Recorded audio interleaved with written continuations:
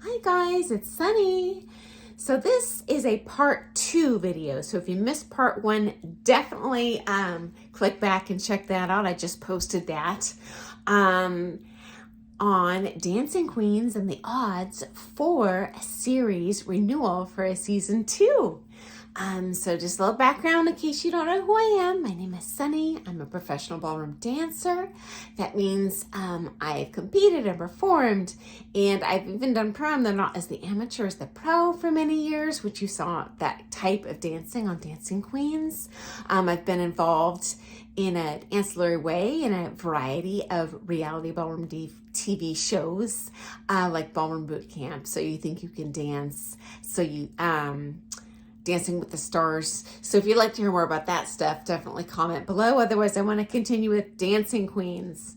So if you missed part 1 of this video, in a nutshell, there's a recent strike with SAG that exponentially increased the odds for a series renewal for Dancing Queens. So again, in a nutshell, if this strike is only going to positively affect Dancing Queens in that there's an exemption in the strike rules that you can perform or appear on reality TV. And secondly, you don't even need to be a member to be on this type of TV show. So either way, it's a win-win.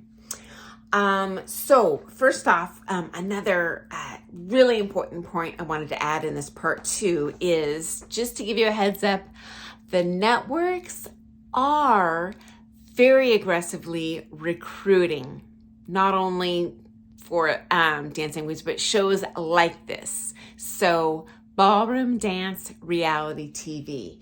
Even before this SAG fiasco, I would be contacted by recruiters maybe once a month, kind of a desperate search of characters to appear on ballroom dance reality TV shows. So this is a hot commodity, regardless of the networks now kind of desperately needing content with the writers striking and the actors striking. This could also be seen as a downside though, because for years they have been trying to recruit for these shows with very little success. And I want to give you background as to why that is, because I think there's a perception when you see people like the Kardashians that everyone and their dog wants to be famous. And that is absolutely not the case, at least in the ballroom dance world. So part of the problem is that the recruiters are looking for a very narrow character. They all are describing it as, a person or a couple or a family that is completely obsessed by ballroom dancing and over the top, throws every other aspect of their life under the bus to pursue this. And although, especially when you're competing at the championship level or higher levels, arguably you are totally obsessed. The reality is no one wants to be portrayed as a nutcase on TV, or very few people do. Some people are willing to make that sacrifice or don't really care, but most of us aren't.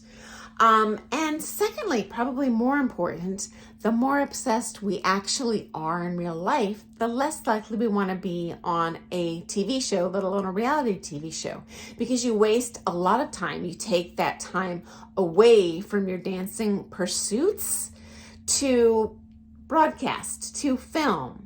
I know it looks like everything kind of is filmed as it goes, but the reality is a lot of the stuff is scripted, or you at least have to reenact some sort of conversation you had for the purposes of filming. And this is a waste of time and resources for ballroom dancers. And honestly, if you're a high-level ballroom dancer, you're probably not financially in a situation where you're desperate for money either. You're probably not doing it for the money.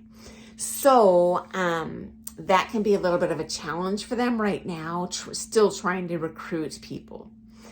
But I do want you to be very confident in the fact that the networks are actively recruiting, and even if Dancing Queens isn't renewed, they are doing their darndest to find something similar to fill the shoes on that channel. So just so you know, the most popular request, request I get from network recruiters is they're looking for a children's competitive ballroom dance show. They want ideally multiple kids from a single family or multiple kids from the same studio, number one. And B, parents obviously have to be equally obsessed.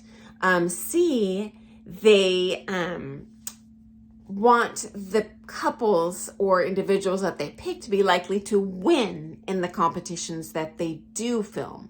Now, that's not something they can fake for reality TV. You do need to show up to the comp, genuinely bring it to the floor and win. The organizers and the NDCA says they're not just going to fake something for TV. So anyway, in my opinion, both of these factors make it even harder. Why is my hair tweaking here? Sorry. For them to recruit for such shows because A, you can't guarantee your kids are going to win.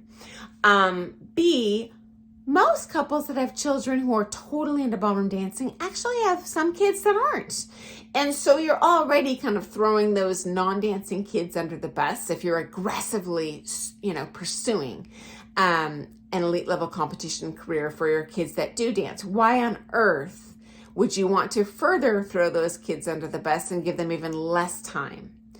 It just the math doesn't add up.